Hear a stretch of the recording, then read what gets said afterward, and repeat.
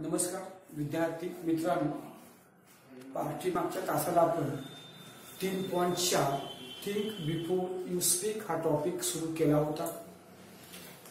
पहिला पॅसेज झालेला आहे. परत आपण पाहूया. हा टॉपिक परत सुरू करतोय. कुणाही सोबत बोलताना आपण विचार करून बोलावे, जेणेकरून नंतर आपल्याला पश्चाताप करावा लागत नाही, नंतर त्या गोष्टीचं दुःख करावं लागत नाही.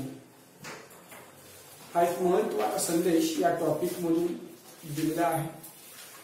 थिंक बिफोर यू स्पीक हा पहिला पॅसेज झाला. परत हा टॉपिक मी चालू करतोय. Man was mean to listen more and talk less. माणूस म्हणजे अधिक ऐकणे आणि कमी बोलणे. माणूस म्हणजेच अधिक बोलणे. पान नंबर 81, पेज नंबर 81.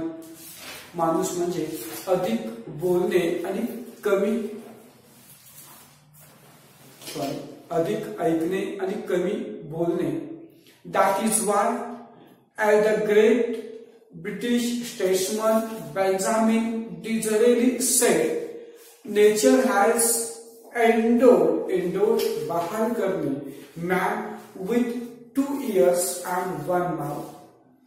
आणि म्हणून एक महान ब्रिटिश व्यक्ती बेंजामिन डिसरेली यांनी म्हणाले की माणसाने अधिक ऐकावे आणि कमी बोलावे, यासाठीच परमेश्वराने, यासाठीच निसर्गाने माणसाला 2 कान आणि 1 तोंड बहाल केलेले आहे. निसर्गाने 2 कान आणि 1 तोंड दिले आहे, जेणेकरून माणसाने जास्त ऐकावे आणि कमी बोलावे. If man was meant to talk more and listen less, he would have 2 mouths and only 1 ear. जर आपल्याला म्हणजे माणसाला अधिक बोलावायचं असेल किंवा कमी ऐकावायचं असेल, जर माणसाला अधिक बोलावायचं असतं आणि कमी ऐकावायचं असेल तर त्याला 2 तोंड आणि 1 कान असते. जर बघा आपल्याला माणसांना की अधिक बोलावायचं असेल आणि कमी ऐकावायचं असेल तर त्याला 2 तोंड आणि फक्त 1च कान असते.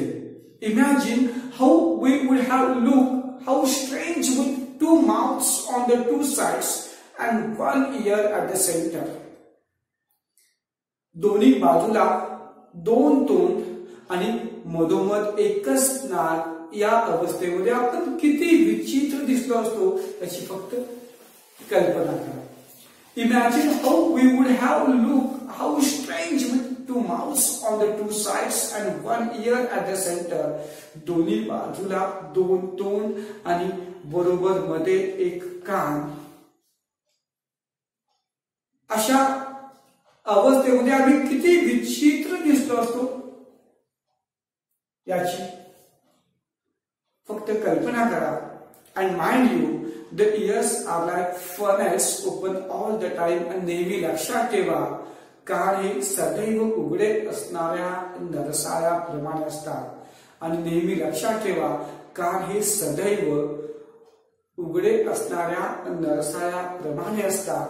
देर is no door with which you can close them.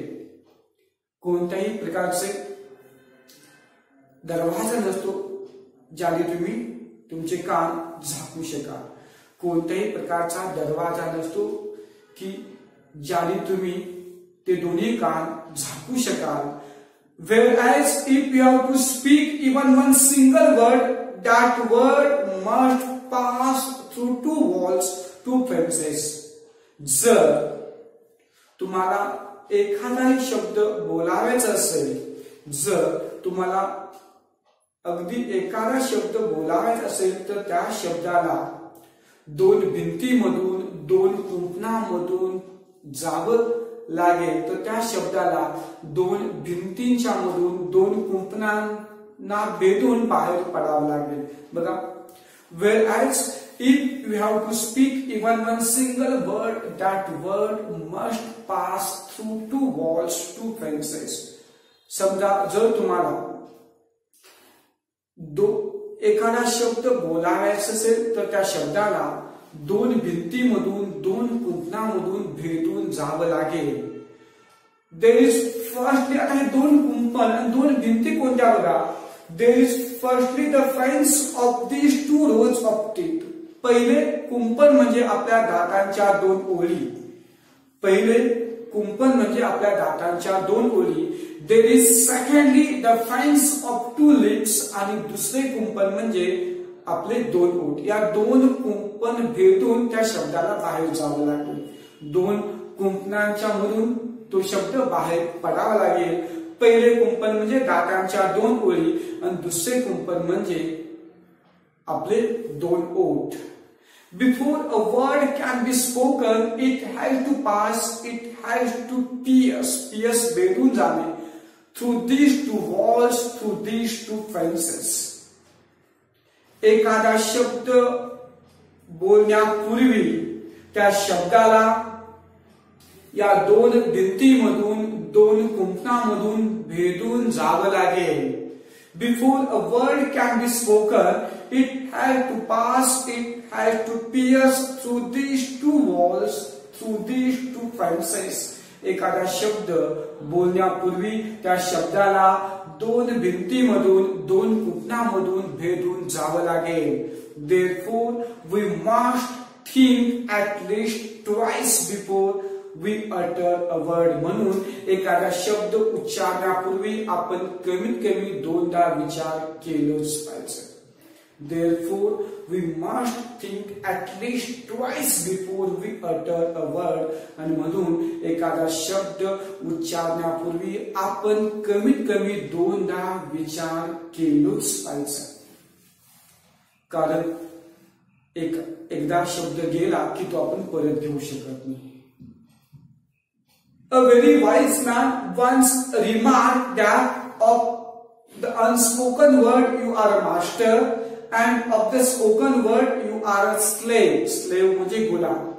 एकदा एक सूज्ञ व्यक्ती असे म्हणाले की न बोललेल्या शब्दांचे तुम्ही मालक असता आणि बोललेल्या शब्दांचे तुम्ही गुलाम असता. कारण एकदा की एखादा शब्द तुम्ही बोलला तर तो परत कधीही कोणत्याही मार्गे घेऊ शकत नाही. म्हणून तुम्ही न बोललेल्या शब्दांचे मालक. जर तुम्ही एखादे विचार मांडल्या नसाल, तो विचार कधी मांडायचा, केव्हा मांडायचा, कुणासोबत बोलायचा, हे सगळे की तुमच्या हातामध्ये असतं. त्याचे तुम्ही मालक असता. कारण तो शब्द, ते वाक्य कधी बोलावे, कधी कुणाशी बोलावे हे तुम्ही ठरवत असता. त्यामुळे न बोललेल्या शब्दांचे तुम्ही मालक असता. आणि एखादा शब्द बोलून गेला तर तो शब्द तुम्ही परत घेऊ शकत नाही. तो विचार परत तुम्ही घेऊ शकत नाही. आणि म्हणून न बोललेल्या शब्दांचे गुलाम असता. एखादा की शब्द बोलून गेला तर तो शब्द म्हणेल तसं तुम्हाला वागावं लागतं. एखादा निर्णय घेतला तर त्या निर्णयाप्रमाणे तुम्हाला वागावं लागतं. एखाद्या व्यक्तीला काही बोलला तर त्या बोलल्याप्रमाणे वागावं लागतं. एखाद्या व्यक्तीला दुखावला असाल तर ते दुखावणं, तो शब्द तुम्ही माघार घेऊ शकत नाही. आणि म्हणून ते सुज्ञ विद्वान व्यक्ती म्हणतात, बोललेल्या शब्दांचे तुम्ही गुलाम ठरता आणि न बोललेल्या शब्दांचे मालक असता. Once you have spoken a word, you cannot get it back. Do what you will. एकदा की तुम्ही एखादा शब्द बोलला तर तुम्ही तो शब्द परत घेऊ शकत नाही. मग काही हो, तो शब्द तुम्ही परत घेऊ शकत नाही. Once you have spoken a word, you cannot get it back. Do what you will. एकदा की एखादा शब्द तुम्ही बोलला तर तुम्ही तो शब्द परत घेऊ शकत नाही. काही केला तर तो शब्द तुम्ही परत घेऊ शकणार नाही. Therefore, you must be very careful about the words that you speak. आणि म्हणून तुम्ही बोलणाऱ्या शब्दांच्या विषयी तुम्ही अगदी काळजीपूर्वक असलेच पाहिजे. आणि म्हणून तुम्ही बोलणाऱ्या शब्दांच्या विषयी अधिक काळजीपूर्वक तुम्ही असलच पाहिजे. कारण एखादा शब्द गेला तर तो शब्द तुम्ही परत घेऊ शकत नाही. Once the word has left your lips, you will not be able to get it back. एकदा की एखादा शब्द तुमचे ओठ सोडले तर तुम्ही त्या शब्दाला परत घेऊ शकत नाही. Once the word has left your lips, you will not be able to get it back. एकदा की एखादा शब्द तुमचे ओठ सोडले तर तुम्ही त्या शब्दाला परत घेऊ शकत नाही. What are unspoken words? न बोललेले शब्द काय असतात? What are unspoken words? न बोललेले शब्द म्हणजे काय, ते काय असतात? They are the things you want to say but remain unsaid as thoughts in your mind. त्या अशा गोष्टी असतात की ज्या गोष्टी तुम्हाला सांगाव्याच्या असतात पण न सांगता विचाररूपी तुमच्या मनात तसेच राहतात. म्हणजेच काय, न बोललेले शब्द म्हणजे विचार. They are things you want to say but remain unsaid as thoughts in your mind. की न बोललेले शब्द काय असतात तर त्या अशा गोष्टी की ज्या गोष्टी तुम्हाला सांगाव्याच्या असतात पण न सांगता तुमच्या मनात विचाररूपी तशाच राहतात. Once you have put the thoughts into words, once the words have left your lips, you cannot change them or control them.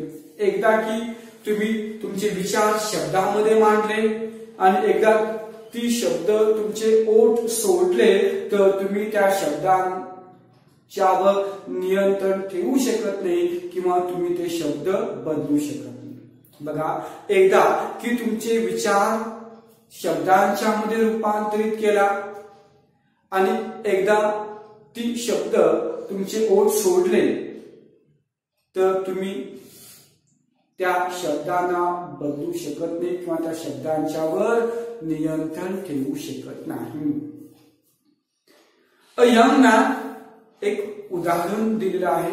A young man went to his spiritual teacher. Spiritual teacher म्हणजे आध्यात्मिक गुरु. And said, I have spoken very harsh and unkind words to my friend and he is deeply hurt. एकदा एक तरुण व्यक्ती त्यांच्या आध्यात्मिक गुरूंच्याकडे गेली आणि त्या आध्यात्मिक गुरूंना म्हणाले की मी एकदा माझ्या मित्रासोबत खूप कठोर वाईट शब्दामध्ये बोललो आणि तो माझा मित्र आता खूप दुखावलेला आहे. बघा परत. अ young man went to his spiritual teacher and said, I have spoken very harsh and unkind words to my friend and he is deeply hurt. एकदा एक तरुण व्यक्ती, एक तरुण मुलगा त्यांच्या आध्यात्मिक गुरूंच्याकडे गेला आणि म्हणाला की मी माझ्या मित्राशी अत्यंत कठोर आणि वाईट शब्दामध्ये बोललो आणि माझ्या त्या वाईट शब्दाने, कठोर शब्दाने तो खूप दुखावलेला आहे. I am afraid I have lost my friendship with him. त्याच्यासोबत माझी मैत्री मी गमावेल याची मला भीती वाटत आहे. I am afraid I have lost my friendship with him. त्याच्यासोबतची माझी मैत्री मी गमावेल याची मला भीती वाटत आहे. How can I make amends. Amends परिमार्जन करणे, दुरुस्त करणे. मग तो तरुण व्यक्ती त्यांच्या आध्यात्मिक गुरूंना विचारतो ती चूक मी कशी काय सुधारू शकेन, त्या चुकीचे परिमार्जन मी कसे काय करू शकेन. तो माझा मित्र माझ्या वाईट बोलण्याने, कठोर शब्दाने दुखावला गेलेला आहे, त्याची माझी मैत्री तुटेल अशी मला भीती वाटते. आता मी ती चूक कशी सुधारू शकेन, त्याचं परिमार्जन मी कसे करू शकेन. The wise teacher gave him a fresh sheet of blank paper and pen. तेव्हा ते आध्यात्मिक गुरु त्या मुलाला एक पांढरा शुभ्र रिकामा कागद आणि एक पेन दिले. द वाईज टीचर, बघा या त्या तरुण व्यक्तीच्या प्रश्नावर आध्यात्मिक गुरु लगेच सल्ला दिले नाही, तर काय केले? The wise teacher gave him a fresh sheet of blank paper and pen. तर आध्यात्मिक गुरु त्या तरुण व्यक्तीला एक फ्रेश रिकामा कागद दिला, एक पूर्ण पांढरे शुभ्र रिकामा कागद आणि पेन दिले. And he said to the young man, write down on this paper all the harsh things you said to him. आणि मग ते आध्यात्मिक गुरु त्या तरुण व्यक्तीला म्हणाले, तू तुझ्या मित्राला जे काही कठोर शब्द बोललस, तू तुझ्या मित्राला जे काही वाईट शब्दामध्ये बोललस, ते सर्व शब्द तू या कागदावर लिही. Write down on this paper all the harsh things you said to him. तू तुझ्या मित्राला जे काही कठोर शब्द बोललेस, ज्या काही वाईट शब्दामध्ये बोललेस, ते सर्व शब्दे, ती सर्व वाईट शब्दे, कठोर शब्दे तू या कागदावर लिही. The young man did as he was told. त्या तरुण व्यक्तीला, त्या तरुण मुलाला जसे सांगितले गेले तसे तो केला. आणि showed the paper two the teacher.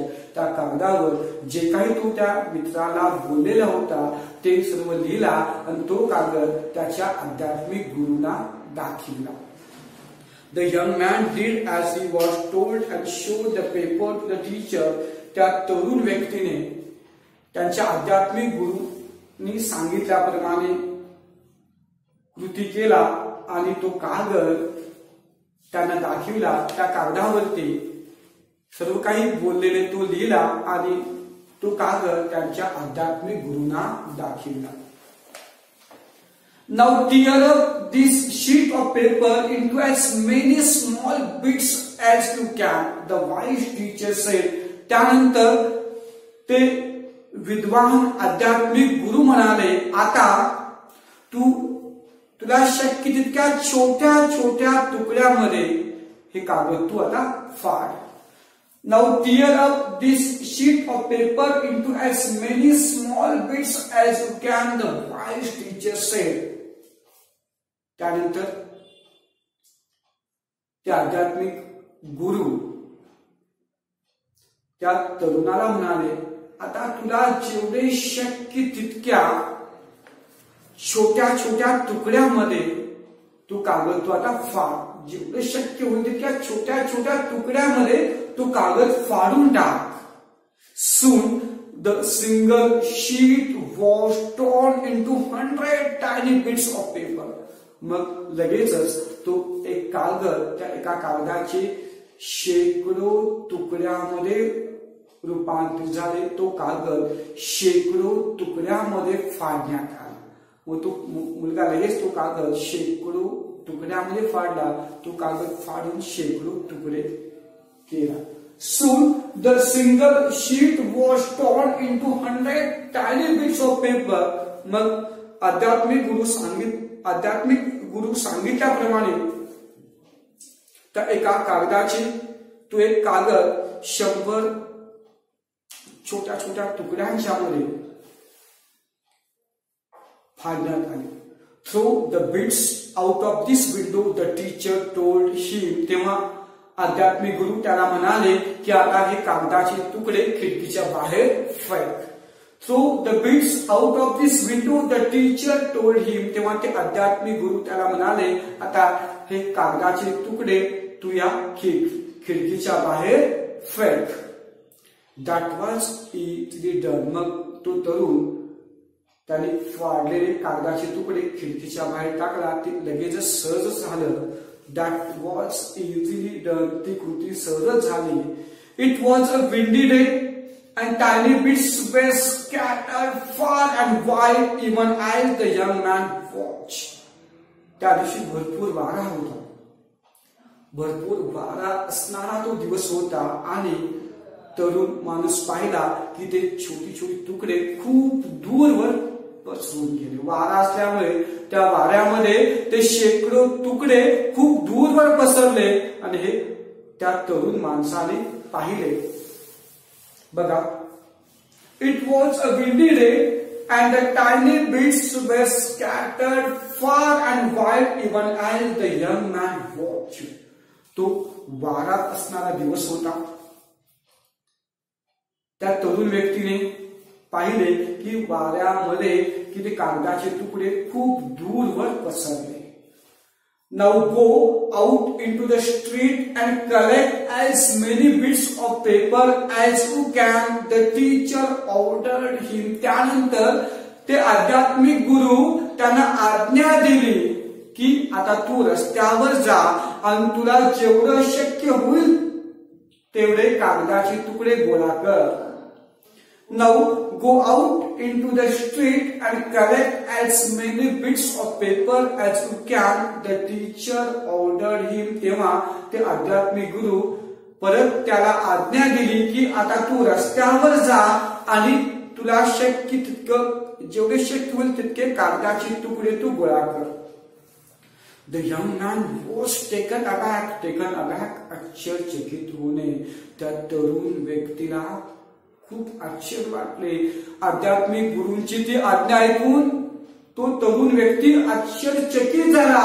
But that will be difficult, he stammer फुटफुटले.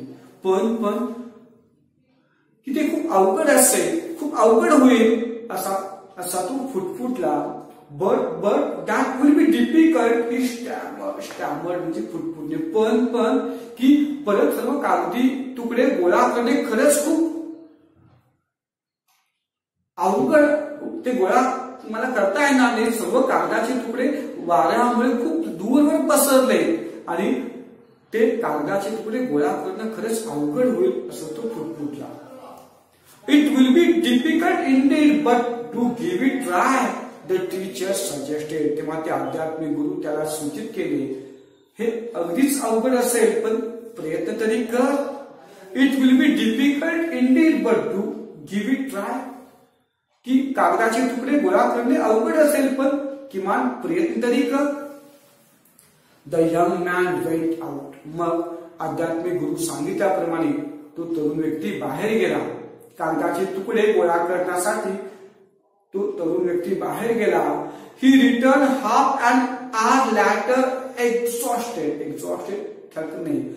अर्ध्या एका तासाने खूप थकून भागून तो परत आला. He return half an hour later exhausted. खूप थकून भागून तो अर्ध्या एका तासाने परत आला. He had not been able to get hold a single torn bit from the paper he had torn up just a while earlier.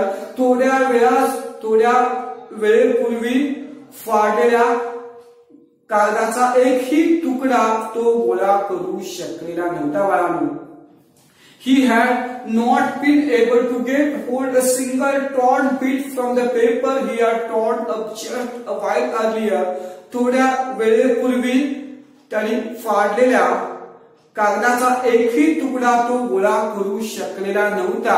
एकही कागदाचा तुकडा त्याला सापडलेले नव्हते. तेव्हा त्या गोष्टीवरून, त्या घटनेवरून ते आध्यात्मिक गुरु त्या तरुणाला काय म्हणतात बघा. This is what happens with spoken word, the teacher said to him. तेव्हा आध्यात्मिक गुरु त्याला म्हणाले की बोललेल्या शब्दाचं पण असंच होतं. त्या कागदांच्या तुकड्यावर म्हणाले बोललेल्या शब्दांचं पण असेच होते. This is what happens with the spoken word. बोललेल्या शब्दांशी काय असंच होतं. Once you have spoken the words aloud it is very difficult to take them back. एकदा की तू काही शब्द मोठ्याने बोललेस तर त्यांना परत घेणं खूप अवघड जातं. Once you have spoken the words aloud it is very difficult to take them back. एकदा की तू काही शब्द खूप मोठ्याने बोललेस तर त्यांना परत घेणं खूप अवघड जाते. Therefore learn to think before you speak in अँगर, आणि म्हणून रागाच्या भरात बोलण्यापूर्वी तू विचार करण्यास शिक. Therefore, learn to think before you speak in anger. म्हणून रागाच्या भरात, भावनेच्या भरात बोलण्यापूर्वी तू विचार करायला शिक, असे ते आध्यात्मिक गुरु त्या व्यक्तीला सल्ला दिले. हा सल्ला सर्वांनाच आहे बाळांनो. आपण रागाच्या भरात, भावनेच्या भरात काहीतरी बोलून जातो आणि नंतर आपल्याला पश्चाताप होतो की आपण असं बोलायला नको होतं, आपण की त्या व्यक्तीला असं म्हणायला नको होतं. म्हणून कोणतीही गोष्ट बोलण्यापूर्वी विचार करा, डोकं शांत आपण ठेवलं पाहिजे, आपले संयम असलं पाहिजे, कारण आपण भावनेच्या भरात बोलून जातो. मग त्यावरून खूप मोठा गैरसमज होतो बाळांनो. आणि अशा भावनेच्या भरात गैरसमजुतीमुळे, बोलल्यामुळे आपल्या नात्यामध्ये दुरावा येतो. अशा गैरसमजुतीमुळे की अनेक कुटुंबे सुद्धा उद्ध्वस्त झाले आहेत. म्हणून रागाच्या भरात, भावनेच्या भरात कोणीतरी काहीतरी सांगितलं म्हणून आपण ते बोलतो, हे चुकीचं आहे. कुणाशीही काही बोलताना विचार करून बोला, असे ते आध्यात्मिक गुरु त्या तरुणालाच नव्हे तर आम्हा सर्वांना सल्ला देतात. विचार करून आपण बोललो पाहिजे, नंतर पश्चाताप करण्यापेक्षा आपण विचार करून बोललो पाहिजे. यानंतर अजून एक भाग आहे, आपण तो भाग बघूया.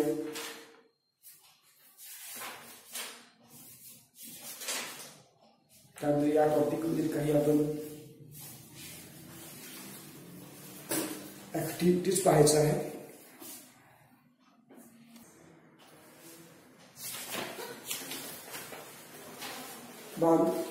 पुढचा एक भाग बघा याच टॉपिक मध्ये, भाग नंबर 83. परत एका विद्वान व्यक्तीच्या बद्दल यामध्ये माहिती सांगितली आहे.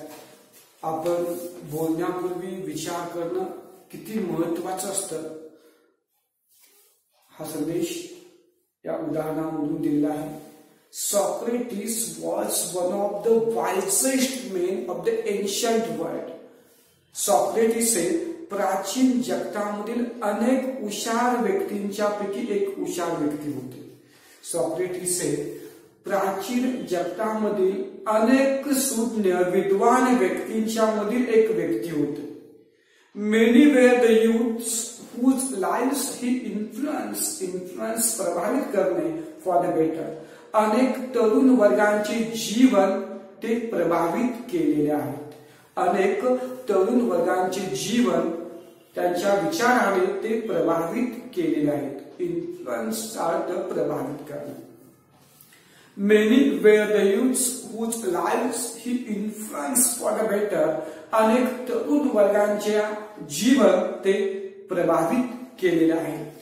Socrates counseled सल्ला देणे, ही disciples शिष्य to keep their mouths shut and speak only when absolutely necessary.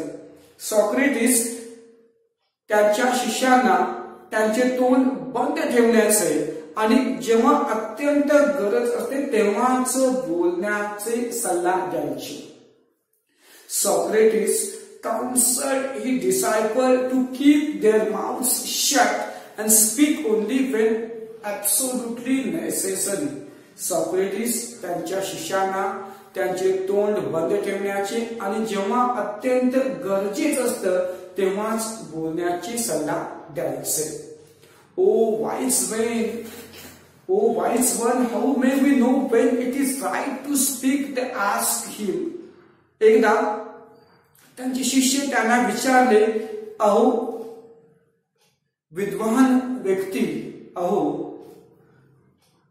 विद्वान महाशय, की बोलण्याची योग्य वेळ आहे हे एखाद्याला कसे माहित होईल? How may we know when it is right to speak? बोलण्यासाठी हीच योग्य वेळ आहे हे कसे माहित होईल? O wise one, how may we know when it is right to speak? They ask him. एकदा त्यांचे शिष्य त्यांना विचारले की अहो विद्वान महाशय, की बोलण्याची योग्य वेळ केव्हा आहे हे एखाद्याला कसं माहित होईल? तेव्हा त्यांचे गुरु सॉक्रेटिस त्यांना कोणता सल्ला दिले बघा? Open your mouth to speak only after you have asked yourself 3 questions and receive an affirmative answer. Affirmative answer, सकारात्मक उत्तर. To each of the 3 replied Socrates. Socrates प्रत्युत्तर दिले. तुम्ही स्वतःला 3 प्रश्न विचारल्यानंतर त्या प्रत्येक प्रश्नाचे जर सकारात्मक उत्तर तुम्हाला मिळाले तरच तुम्ही तुमचे तोंड उघडा, असे सॉक्रेटिस प्रत्युत्तर दिले. काय म्हणाले? तुम्ही बोलण्यापूर्वी स्वतःला 3 प्रश्न विचारायचे. त्या 3ही प्रश्नाचे उत्तर सकारात्मक मिळाले तर तुम्ही तुमचे तोंड उघडू शकता. ते 3 प्रश्न कोणते बघा? बघा परत. Open your mouth to speak only after you have asked yourself 3 questions and receive an affirmative answer to each of 3. तुम्ही स्वतःला 3 प्रश्न विचारल्यानंतर तर त्या 3ही प्रश्नाचे उत्तर सकारात्मक मिळाले तर तुम्ही तुमचे तोंड उघडा, असे सॉक्रेटिस प्रत्युत्तर दिले. What were the 3 questions? ते 3 प्रश्न कोण होते बाळा? कोणते होते? What were the 3 questions? ते 3 प्रश्न कोणते होते? The first question we must ask ourselves before we speak is it true? आपण बोलण्यापूर्वी विचारण्याचा पहिला प्रश्न म्हणजे आपण जे बोलणार आहे ते सत्य आहे का, खरं आहे का? The first question we must ask ourselves before we speak is it true? आपण बोलण्यापूर्वी आपल्या स्वतःला विचारायचा पहिला प्रश्न म्हणजे हे खरं आहे का? If we are not sure about the veracity, सत्यता, truth of what we are saying, it's better that we do not utter a word. आपण काय बोलणार आहोत त्याच्या सत्यतेविषयी, त्याच्या खरेपणाविषयी जर आपली खात्री नसेल तर आपण एकही शब्द न बोललेलं बरं. जर आपण काय बोलणार आहोत त्याच्या सत्यतेविषयी, त्याच्या खरेपणाविषयी आपली जर खात्री नसेल तर आपण न बोललेले बरे. जर आपण जे काय बोलणार आहोत त्याच्या सत्यतेबद्दल, खरेपणाबद्दल आपल्यालाच खात्री नसेल तर आपण ते शब्द न बोललेले बरे.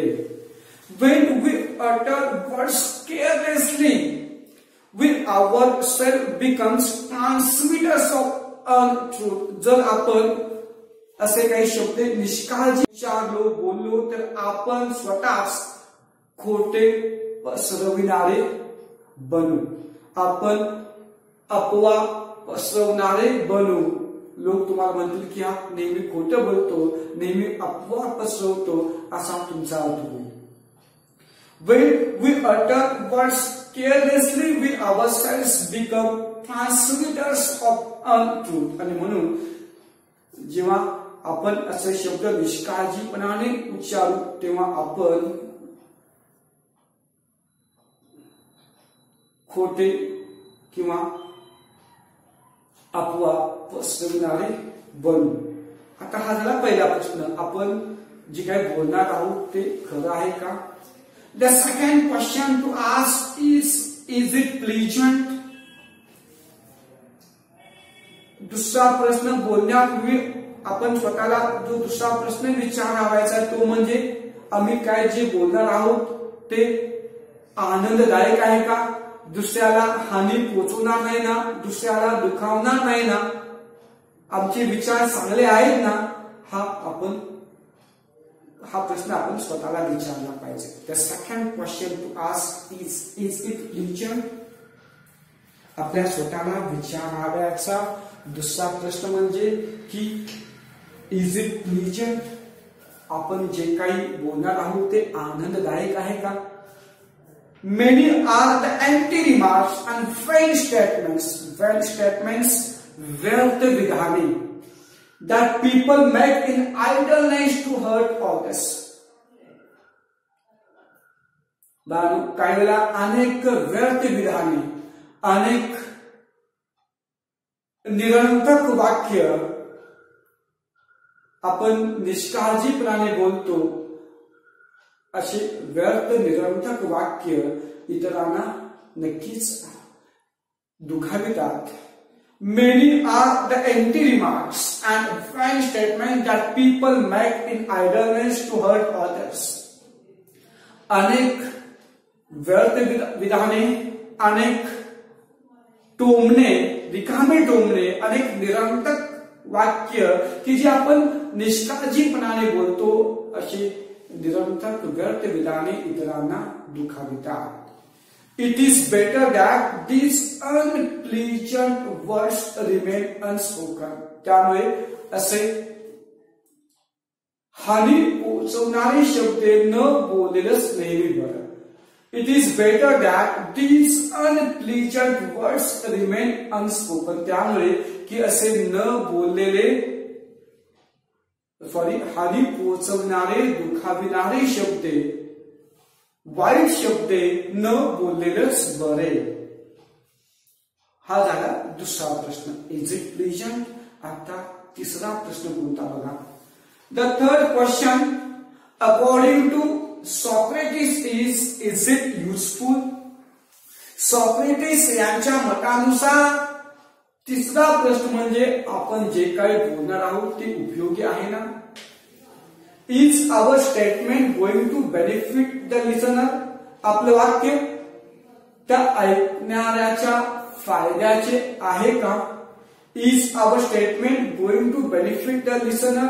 आपण जे बोलणार आहोत ते वाक्य श्रोत्यांच्या फायद्याचं असेल का?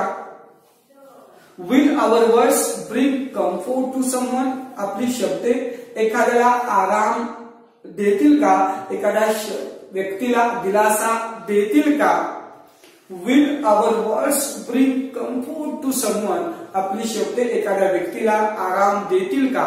दिलासा देतील का? Are we likely to help someone with what we say? आपण जे काही बोलणार आहोत त्या बोलण्याने आपण एखाद्या व्यक्तीला मदत करीत आहोत का? Are we likely to help someone with what we say? आपण जे काही बोलणार आहोत त्या बोलण्याने आपण एखाद्याला मदत करू शकतो का? Only in that case should we go ahead and speak. मग असं असेल तर आपण पुढे जाऊन बोललं पाहिजे. जर आपलं बोलणं एखाद्याच्या फायद्याचं असेल, जर आपलं बोलणं एखाद्याच्या उपयोगाचं असेल, एखाद्याला दिलासा देणारं असेल, एखाद्याचं दुःख कमी करणारं असेल, एखाद्याला आधार देणारं असेल, तर असे बोलणे आपण निश्चित बोलावं. जर आपलं बोलणं दुसऱ्याला निरुपयोगी असेल, जर आपलं बोलणं दुसऱ्याला त्रास देणारं असेल, जर आपलं बोलणं दुसऱ्याच्या प्रगतीमध्ये मदत करणारं नसेल, तर असे आपण नाही बोललं पाहिजे. बघा, सॉक्रेटिस आपण बोलण्यापूर्वी बोलण्याची योग्य वेळ कोणती हे कसं ठरवायचं, त्यासाठी सॉक्रेटिस यांच्या मतानुसार आपण स्वतःला 3 प्रश्न विचारले पाहिजे. पहिला प्रश्न, इज इट ट्रू? आपण जे काही बोलणार आहोत ते खरे आहे का? दुसरा प्रश्न, इज इट प्लीजंट? जे काही आम्ही बोलणार आहोत ते आनंददायक आहे का? आणि तिसरा प्रश्न, आपण जे काही बोलणार आहोत ते उपयोगी आहे का? Is it useful? ते उपयोगी आहे का? या तिन्ही प्रश्नांचे जर आपल्याला सकारात्मक उत्तर मिळाले तर आपण नक्कीच आपलं बोलणं दुसऱ्या व्यक्तीशी आपण बोललो पाहिजे. आपल्याला जे काही सांगायचं आहे ते आपण सांगितलं पाहिजे. अशा प्रकारे बाळांनो, की बोलण्यापूर्वी आपण विचार केला पाहिजे. हा संदेश देणारा हा टॉपिक संपलेला आहे. आता आपण इंग्लिश वर्कशॉप त्यामध्ये काही ऍक्टिव्हिटीज पाहूया. Page number 84. पहिली activity, the same word can be used as a noun in some sentence and as a verb in others. काही वेळेस एकच शब्द काही वाक्यात नाम म्हणून तर काही वाक्यात क्रियापद म्हणून आपण वापरू शकतो. काही वेळेस एकच शब्द काही वाक्यामध्ये नाम म्हणून तर काही वाक्यामध्ये क्रियापद म्हणून वापरू शकतो. Many are the empty remarks noun. यामध्ये रिमार्क हे नाउन. अनेक रिकामे विधाने असतात. A wise man once a remark. एकदा एक सूज्ञ व्यक्ती विधान केले. यामध्ये रिमार्क हा शब्द आहे. पहिल्या वाक्यात रिमार्क नाउन म्हणून वापर केला गेला आणि दुसऱ्या वाक्यात वर्ब म्हणून वापर केला गेला. म्हणजेच काही शब्द आहेत की जी शब्दे एका वाक्यात नाम म्हणून तर दुसऱ्या वाक्यात क्रियापद म्हणून त्याचा वापर होतो. आता मला काही शब्द दिले. एक दोन शब्दांची वाक्य मी बनवून दाखवतो. बाकीचे तुम्ही बनवायचे. Make 2 sentences of your own with each of the words given below, using the same word as a noun in one and as a verb in another. एका वाक्यामध्ये नाम आणि एका वाक्यामध्ये क्रियापद म्हणून खाली शब्दांचा वापर करायचा. एका वाक्यामध्ये नाम आणि एका वाक्यामध्ये क्रियापद म्हणून खाली शब्दांचा वापर करायचा आहे. चेंज. पहिला शब्द change. Do you have a change of 500 rupees? तुझ्याकडे 500 रुपयाची नोट आहे का? किंवा असं पण आपण म्हणू शकेल, You have made a big change in yourself. तू तुझ्यामध्ये एक मोठा बदल केला आहेस.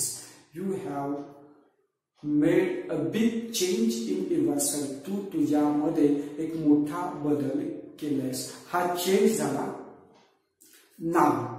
किंवा अजून एक वाक्य बघा.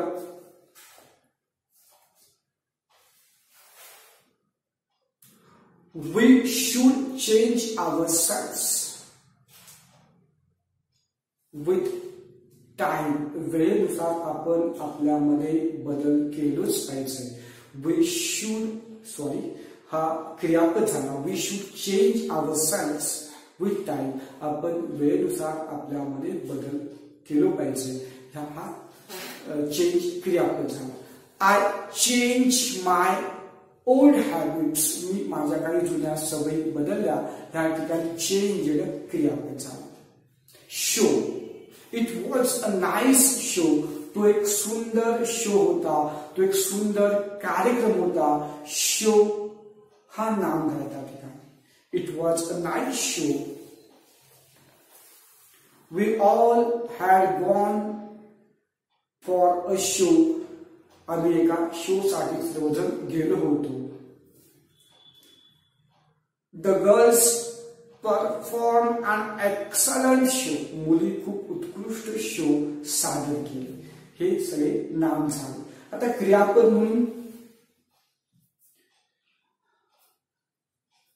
बघा, क्रियापद म्हणून अनेक वाक्य आपण बनवू शकतो. Mohan showed his project to me. Mohan त्याचा प्रकल्प मला दाखवला. Mohan showed his project to me. I shall show my new car to you. मी तुला माझी नवीन कार दाखवेल. अशा प्रकारे चेंज आणि शो यांचे एका वाक्यात नाम म्हणून आणि दुसऱ्या वाक्यात क्रियापद म्हणून आपण वापर केलो. आता बघा, अशाच प्रकारे थ्रो, रिटर्न आणि बेनिफिट या तिन्ही शब्दांची तुमच्या वाक्यात उपयोग करा. एका वाक्यामध्ये तो नाम पाहिजे तर दुसऱ्या वाक्यामध्ये तो शब्द क्रियापद पाहिजे. तुम्ही स्वतः. थ्रू म्हणजे फेकणे, रिटर्न म्हणजे परत येणे, बेनिफिट म्हणजे फायदा. आता बघा, 2 नंबरची ऍक्टिव्हिटी तुम्हीच पूर्ण करायचं आहे. वाक्य पूर्ण करायचं आहे. Our ears are like furnace because. आपले कान हे नरसाळ्यासारखे असतात. Because they are always open. कारण ते नेहमीच उघडे असतात.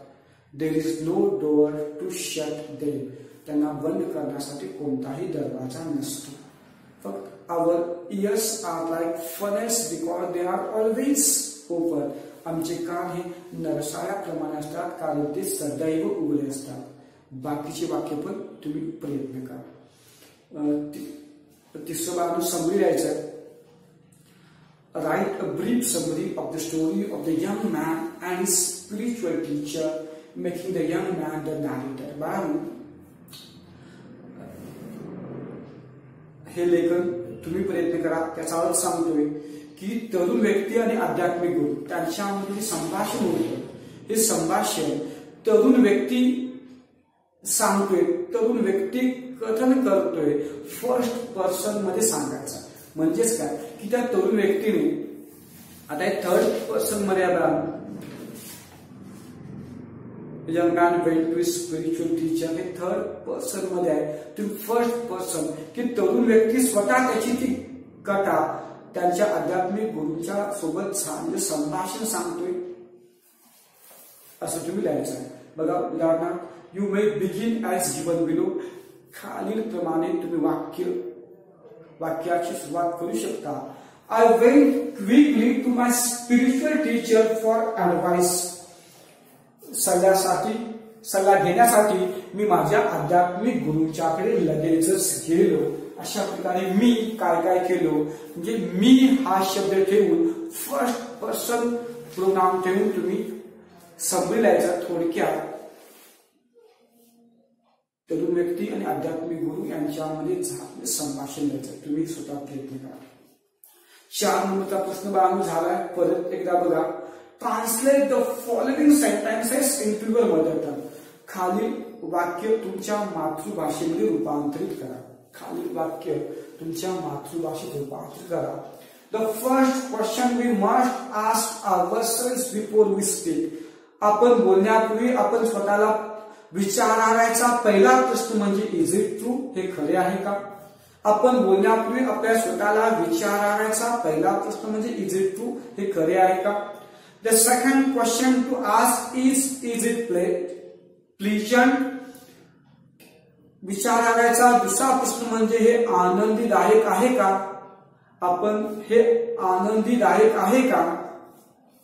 And the third question according to Socrates is. Socrates यांच्यानुसार तिसरा प्रश्न म्हणजे हे उपयोगी आहे का. The third question according to Socrates is. Socrates यांच्यानुसार तिसरा प्रश्न म्हणजे हे उपयोगी आहे का. अशा प्रकारे संभाषण द्यायचं आहे. बाळांनो, आपण 3 ऍक्टिव्हिटीज डिस्कस केल्या आहोत. तुम्ही काही ऍक्टिव्हिटीज आणि जी शब्द नाम आणि वर्ड म्हणून वापर करायचा आहे त्या शब्दांचे नाम आणि वर्ड म्हणून वापर करून तुमच्या वहीमध्ये लिहा. 2 नंबरची वाक्य सुद्धा पूर्ण करून तुमच्या वहीमध्ये लिहा. 4 नंबर या प्रश्नामध्ये जे 3 वाक्य आहेत ते सुद्धा भाषांतर तुमच्या वहीमध्ये लिहायचं आहे. पुढील भाग जो आहे व्याकरणाचा. क्लॉज म्हणजे काय मी तुम्हाला व्याकरणात शिकवले. क्लॉजचे 2 मुख्य प्रकार, परत सबऑर्डिनेटचे 3 प्रकार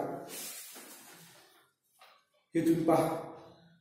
परत या टॉपिक मध्ये आपण क्लॉज पर्यंत चर्चा करूया. आता वेळ संपत आलेली आहे त्यामुळे या ठिकाणी थांबतोय.